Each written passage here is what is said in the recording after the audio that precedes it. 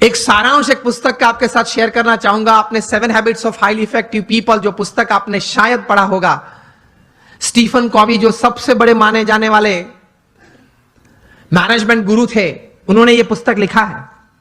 Considered to be the most famous management book ever written.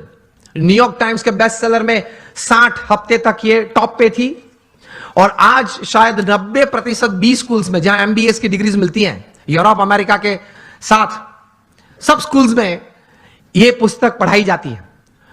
और Fortune 500 companies के शायद ही कोई एग्जीक्यूटिव्स बचे होंगे जिन्होंने इस पुस्तक का कोई कोर्स ना किया हो, कोई क्रैश कोर्स 1 हफ्ते का, 2 हफ्ते का, 5 हफ्ते का कोर्स ना किया हो। इस पुस्तक उन्होंने लिखा, बहुत समझने वाली ये बात है, ध्यान से सुनना। उन्होंने अपने जीवन में यह पुस्तक लिखने से पहले 3000 सक्सेसफुल लोगों का संपर्क किया, जो सिर्फ धन कमाने में या व्यवसाय बढ़ाने में सफल नहीं, बड़े व्यवसाय के साथ जीवन के सभी रोल में सफल थे। हस्बैंड या वाइफ, ब्रदर या सिस्टर, नेबर या रिलेटिव, फ्रेंड, डॉटर या सन, सभी जो रोल हमें जीवन में सभी को करना है, वो सभी रोल में ये लोग सफलता उन्होंने पाई थी। ऐसे 3000 से ज्यादा लोग को वे मिले और मिलने के बाद शांति से 3 साल तक मतलब विचार किए और फिर ये पुस्तक लिखिए, the 7 habits of highly effective people. मतलब अति असरकारक व्यक्तित्व धराने वाले व्यक्तियों के जीवन में ये 7 आदतें मैंने कॉमन देखी। मैं सभी का वर्णन नहीं करना चाहूंगा, लेकिन सिर्फ आपको नाम देता हूं। प्रथम आदत थी प्रोएक्टिव, जो सफलता के लिए बहुत जरूरी है। हम लोग एक्टिव तो हैं, प्रोएक्टिविटी मतलब प्रतिकूल परिस्थिति में सानुकूल प्रतिभाव। प्रतिकूल परिस्थिति में सानुकूल प्रतिभाव। आपके घर में आपके मन के मुताबिक बात नहीं बनी, फिर भी आप सबको साथ देना चाहते हो। आप जो ट्रस्ट में हो, जो संस्था में हो, जिसमें आपका प्रोजेक्ट, आपका विचार अच्छे थे, लेकिन सर्वानुमत से वो स्वीकार नहीं किया गया और किसी और का विचार स्वीकार किया गया, फिर भी आप इतने उत्साह से उस प्रोजेक्ट में अपने आप को वो सेवा में जोड़ सकते हो। ये बोलते हैं प्रतिकूल परिस्थिति में सानुकूल प्रतिभाव। आपका किसी ने अपमान किया, फिर उस वक्त आप स्थिर रह सकते हो। यह सफलता के लिए बहुत जरूरी है। कोई बड़ी आपत्ति आपके जीवन में आ गई, a setback, a failure is part of life, लेकिन उस वक्त आप स्थिर रहे। आपने जो विचार या उस वक्त जो एक्शंस बताए वो नीति नियम के अनुसार थे या गैर रीति में आप चले गए। प्रतिकूल परिस्थिति में सानुकूल प्रतिभाव। किसी ने चांटा मारा, फिर भी आप हंस रहे हैं, हंस सकते हैं। To keep yourself stable is the first important aspect. प्रतिकूल परिस्थिति में सानुकूल प्रतिभाव। दूसरी बात लिखते हैं, begin with the end in mind. जो भी आप करना चाहते हैं तो उसका अंतिम परिणाम आप क्या चाहते हैं वो आप अभी से सोच लें, और अंतिम नतीजा शायद क्या भी आ सकता है वो भी आप तैयार कर लें। तीसरी बात लिखिए, putting first things first, priority. चौथी बात लिखिए, थिंक विन विन। आप भी जीते, मैं भी जीतूं। आप भी पैसा कमाएं, मैं भी कमाऊं। आप भी सुखी हो, मैं भी सुखी हूं। क्योंकि यह नेट का जमाना है, एज ऑफ इंफॉर्मेशन है, क्वालिटी कंट्रोल का जमाना है। आप किसी व्यक्ति या किसी कलीग के साथ 1 बार 2 बार चीटिंग कर पाओगे, तीसरी और चौथी बार नहीं। यस और नो? Think win win. मैं जिसके साथ धंधा करता हूं वो भी जीते, मैं भी जीतूं। वो भी सुखी हो, मैं भी सुखी हूं, दोनों कमाए। 5वीं बात लिखी थी, seek first to understand and then to be understood. ये मिलियनर यूथ समृद्ध जीवन के लिए ये आदत बहुत जरूरी है। Seek first to understand and then to be understood. आप पहले वो व्यक्ति को समझने का प्रयत्न करें, फिर वो व्यक्ति मुझे समझे, ऐसी अपेक्षा रखे। हमारी बात यह होती है कि देख तू मेरा सुन, पहले तू मेरी बात सुन। ये स्टीफन कॉवी लिखते हैं, ये 3000 सक्सेसफुल पीपल के जीवन में यह आदत थी। पहले वे सामने वाले व्यक्ति को शांति से सुनते थे। कभी हम सुनते हैं तो उसके पीछे हमारा विचार यह रहता है कि इसको उत्तर क्या दूं। उत्तर देने के लिए मत सुनना। स्टीफन कॉवी लिखते हैं, एम्फैटिक लिसनिंग। समझने के लिए सुनना। 5 आदतें हुई। 6 लिखते हैं सिनर्जी। एनर्जी तो हम सब समझते हैं, मतलब आगे ऐसा लगता है। सिनर्जी मतलब 2 या 2 से ज्यादा व्यक्ति जब साथ में आते हैं, कुछ काम करने का निर्णय लेते हैं, काम करना शुरू करते हैं, मतभेद हो जाते हैं, कभी मनभेद भी हो जाते हैं, फिर भी साथ रहने का निश्चय करते हैं, साथ रहते हैं और चर्चा करते हैं, कॉमन मिनिमम प्रोग्राम डिसाइड करते हैं, कॉमन मिनिमम प्रोग्राम के लिए अपनी एनर्जी रिसोर्सेज अंदर डालते हैं, एक परिणाम पैदा करते हैं और परिणाम का आनंद लेते हैं, उसी आनंद में दूसरा काम करने का तैयार करते हैं, उसको सिनर्जी बोलते हैं।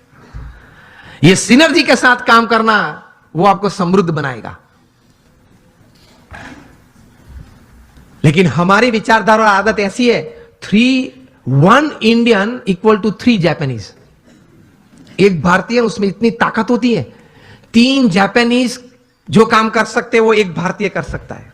1 Indian equal to 3 Japanese, 2 Indians equal to 1 Japanese. अब पता चला, जब 2 भारतीय साथ में आते हैं ना, तब सम टूटता है। मेरे हिसाब से करना है, वो बोले मेरे हिसाब से करना है, तो फिर दोनों की शक्ति साथ में आती है तो भी कितनी बन जाती है? एक जापानीज जैसी। And 3 Indians equal to 0। 3 साथ में आ जाते हैं तो 0 बन जाता है। और 7th हैबिट लिखते हैं शार्पन योर सॉ। मतलब आपको अगर if you want to cut a tree by a saw, तो you have to sharpen it. तो your saw, your physical saw, you have to keep exercises, mental saw, you have to keep good reading and thinking good, your emotional saw, that is you have to have the right type of feelings, and your spiritual saw. इसमें Stephen Covey लिखते हैं कि connect with your creator through prayers every day. आप अपने सर्जनहार के साथ संबंध नित्य रखना प्रार्थना के रूप से। ये 3000 सफल व्यक्ति के जीवन में उन्होंने भगवान के प्रति श्रद्धा दृढ़ देखी। ये सफलता का बहुत बड़ा कारण है, क्योंकि जीवन में ऐसे प्रसंग बनेंगे जब आपके मोबाइल में 500 नंबर होंगे, किसको फोन करूं वो प्रश्न आ जाएगा। और ऐसे प्रसंग बनेंगे सिवियर फेलियर के, जो लाइट हम देखते हैं, इलेक्ट्रिसिटी देखते हैं, थॉमस अल्वा एडिसन ने दी। एक बार सुबह में बड़ी आग लग गई और पूरी एडिसन फैक्ट्रीज जल गई। एडिसन को किसी ने बताया, वे चले सुबह में, देखा कि it was a heap of Ashes. छोटे बच्चे को साथ में लेके गए थे और बच्चे को बताया कि go and call your mother. क्यों? She might not have seen such a big heap of ash in her life. कितने स्थिर थे। और एडिसन की पत्नी जब आई, तब वो पत्नी तो एकदम जमीन पे गिर पड़ी कि हमारी फैक्ट्री की पूरी जल गई है फैक्ट्री। एडिसन ने अपनी पत्नी का हाथ पकड़ा और उसको स्टेबल किया, और एडिसन बोले ऊपर देख के, thank God all my mistakes have burned up, I'm coming back at 10, I'll start again. और ये इलेक्ट्रिसिटी और ये लाइट हमको दी। उन्होंने बोला कि भगवान आपका आभार, मेरी सब गलतियां जल गई। वो गलतियां नहीं थी, जब तक वे अस्तित्व में थी तब तक वे रिकॉर्ड्स थे, डेटा था। You got my point? जब तक वो पेपर्स थे, जब तक फैक्ट्री जल नहीं गई थी, लेबोरेटरी थी, तब तक वो सब क्या था? रिकॉर्ड्स और डेटा था। एक बार जल गई, यहां अभिगम बदल दिया, गलतियां थी, जल गई, I will start afresh. He did it and he give this. ये कहां से इतना बल आता है इस परिस्थिति में? प्रमुख स्वामी महाराज का संकल्प था कि लंदन में एक भव्य शिखरबद्ध मंदिर करना है। हैरो वहां एक एरिया है, वहां हमने जमीन भी ली, लेकिन नेबरहुड में सबने ये प्रश्न उठाया कि ये लोग 12 बजे तक घंट बजाएंगे, आरती करेंगे, तो हमारी प्राइवेसी डिस्टर्ब हो जाएगी। अब ऐसा तो करते नहीं हम, लेकिन वहां एक सिग्नेचर कैंपेन होता है, वो भी एक part of the legal process है। उन्होंने वो किया, और ज्यादा सिग्नेचर लोकल्स थे उनकी हुई, तो कोर्ट ने रूलिंग दे दिया कि BAPS can not construct a मंदिर, या वो यहां मंदिर नहीं बांध सकते, और हम केस हार गए। प्रमुख स्वामी महाराज बड़ौदा में थे और बोर्ड ऑफ ट्रस्टीज ने फोन किया वहां लंदन से कि स्वामी जी हम केस हार गए। प्रमुख स्वामी महाराज के साथ हमारे बड़े सदगुरु संत पूज्य विवेक सागर स्वामी थे। उन्होंने ये प्रसंग प्रत्यक्ष देखा। प्रमुख स्वामी महाराज के चेहरे पे एक व्रिंकल भी नहीं फरी। प्रथम वाक्य वे बोले, जैसी भगवान की इच्छा। दूसरा वाक्य वे बोले कि हमने तो अपना पुरुषार्थ सही भावना से किया था, अब परिणाम जो भगवान की इच्छा है वो हम स्वीकार लेंगे। और तीसरा वाक्य बोले कि हमने तैर किया था, वो मंदिर तो करना है, और कोई जगह ढूंढना चालू कर दो, मंदिर तो जरूर बनाएंगे। और बनाया, और रीडर्स डाइजेस्ट ने 95 में जब प्रतिष्ठा हुई तब लिखा, it is the 8th wonder of the world. शायद आप लोगों ने किसी ने वो मंदिर देखा होगा निजदन में, it is the 8th wonder of the world. तो ऐसे महापुरुषों के जीवन में से ये बात सफलता के लिए सीखनी है, जब सेटबैक आए जीवन में, कोई फेलियर आए, कोई ऐसी परिस्थिति खड़ी हो जाए, तब ये इंट्रोस्पेक्शन करना कि मैंने अपनी बुद्धि के अनुसार पूरा पुरुषार्थ किया था, हां, तो अब भगवान की इच्छा, जो परिणाम आए वो मुझे स्वीकार है, लेकिन अब जो परिस्थिति है उससे बाहर निकलना है, और जो तैर किया वो करना तो है ही।